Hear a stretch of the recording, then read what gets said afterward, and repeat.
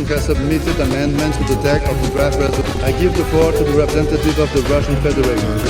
Mr. President, during consultations on the 17th of October, many members of the Council sought to dissuade us to vote on our humanitarian depoliticized draft resolution. We were asked to wait 24 hours in order to reach a consensus draft resolution. We did not agree with that, and we were right, because ultimately, after almost 2 days, the vote is on a resolution that is slightly changed but was not discussed by the members of the Council. We regret that the Council wasted a very precious 36 hours, during which time the number of casualties increased. The strike on the hospital in Gaza yesterday killed hundreds of people. Given this, the inaction from the Security Council looks appalling. Yesterday, we did warn colleagues that we just can't waste any time now. Distinguished colleagues, I will be frankly, the time for diplomatic metaphors is long gone. Everybody who did not support our humanitarian resolution with a call for a swift ceasefire must understand that they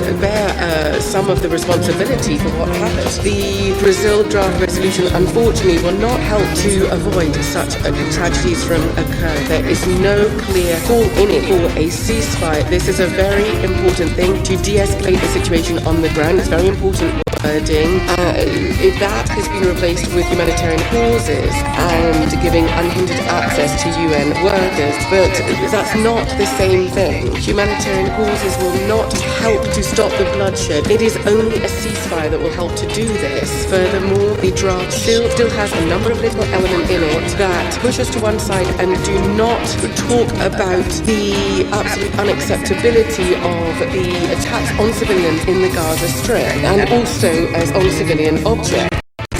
The importance of this is absolutely critical for everyone right now, and so we have proposed 2 amendments to address these issues. The first is a unambiguous call for a stop on indiscriminate attack against civilians in the Gaza Strip and on civilian objects, including the attack on the Al-Ali hospital, that airstrike, and also the strong condemnation of the imposition of the blockade. The second adds to the OP a new point on the call for an immediate, durable, and fully respect humanitarian ceasefire. If these are not included in the text of the document, it will not help to address the tragic, devastating humanitarian situation in Gaza. Rather, it will just worsen the divide in between members of the committee and will polarize the positions of members of the international community. We would urge members of the Council to vote in support of the amendment proposed by Russia. Thank you. I thank the representative of the Russian Federation for their statement. Would any other member wish to take the floor? None. Members of the Council have before them proposed amendments submitted by the Russian Federation to the text of the draft resolution contained in document S/2023/773 submitted by Brazil. Rule 36 of the Council's Provisional Rules of Procedure state the following. If 2 or more amendments to a motion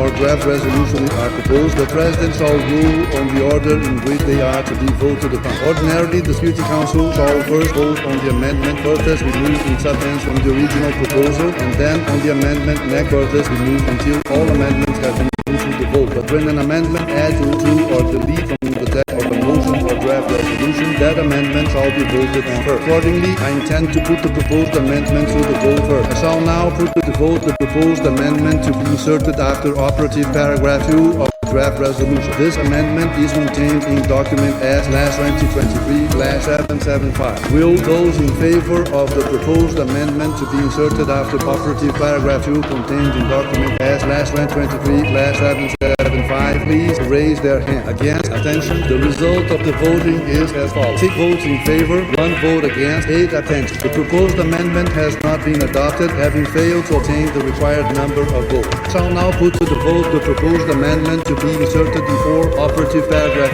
1 of the draft resolution. This amendment is contained in document S/2023/776. Will those in favor of the proposed amendment to be inserted before operative paragraph 1 contained in document S/2023/776 please raise their hand. Against? Attention. The result of the voting is as follows. 7 votes in favor, 1 vote against, 7 abstentions. The proposed amendment has not been adopted, having failed to obtain the required number of votes. The representative of the Russian Federation has asked for the floor. Distinguished Mr. President, distinguished the vote on the immediate ceasefire and on an unequivocal condemnation of the indiscriminate attack did not get past. Those delegations who either abstained or voted against essentially were against the cessation of a bloodshed in the Middle East. There could be no other explanations of it. Of course, the colleagues here saying, well, their justification was it was not balanced. But all of these complaints are just going to be empty. You've made your choice, however, and you are going to have to bear responsibility for it to the countries, people of your countries, and to the people in the region, and the people who are living under this terrible, deadly threat. Thank you. It is my understanding that the Council is ready to proceed with the vote on the draft resolution contained in document S/2023/773 submitted by Brazil. I shall put the draft resolution to the vote now. Will those in favor of the draft resolution contained in document S/2023/773 please raise their hand. Will those against? Attention. The result of the voting is as follows. 12 votes in favor, 1 vote against, 2 abstentions. The draft resolution has not been adopted owing to the negative votes of a permanent member of